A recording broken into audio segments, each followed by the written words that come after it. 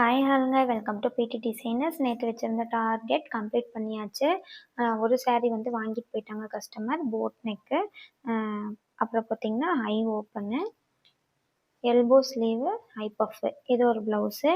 இந்த சாரீக்கும் ஃபால்ஸ் வைக்க சொல்லியிருந்தாங்க. இந்த சாரீக்கும் ஃபால்ஸ் வச்சு நம்ம கம்ப்ளீட் பண்ணியாச்சு. அப்புறம் நெக்ஸ்ட்டு நார்மல் ப்ளவுஸு. இந்த நார்மல் ப்ளவுஸ், இதோட saree பார்த்தீங்கன்னா இதுவும் நம்ம வந்து ரெடி பண்ணியாச்சு. 2 ப்ளவுஸ். அப்புறம் இது 3வது saree. இதுக்கும் ஃபால்ஸ் வச்சாச்சு, ப்ளவுஸ் ஸ்டிச் பண்ணியாச்சு. ஹூக் எல்லாமே வந்து நான் மிஷின்லேயே வச்சுடுவேன், அதனால ஹூக் வைக்கிறதுக்கு தனியாக டைம் தேவைப்படாது. இது பாருங்கள், இந்த ஒர்க்கு ப்ளவுஸு மிஷின் எம்ப்ராய்டரி, இதுவும் கம்ப்ளீட் பண்ணியாச்சு. அப்புறம் பார்த்தீங்கன்னா இதோட சாரீக்கும் முடி போட்டு ஃபால்ஸ் வச்சு அடித்தாச்சு. அப்புறம் இந்த சாரீக்கும் முடி போட்டு ஃபால்ஸ் வச்சு அடித்தாச்சு. அதோட ப்ளவுஸ் பார்த்தீங்கன்னா இந்த மேங்கோ டிசைன் எம்ப்ராய்டரி.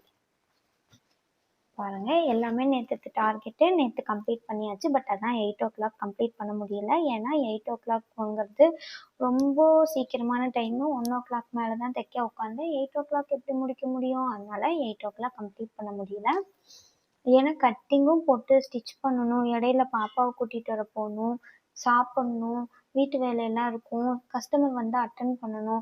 இத்தனை வேலையிலையும் நான் ஏன் 8 மணின்னு சொன்னேன்னா, 8 மணின்னு நான் ஃபிக்ஸ் பண்ணாதான் என் மைண்டு கொஞ்சம் சுறுசுறுப்பாக வேலை செய்யும்.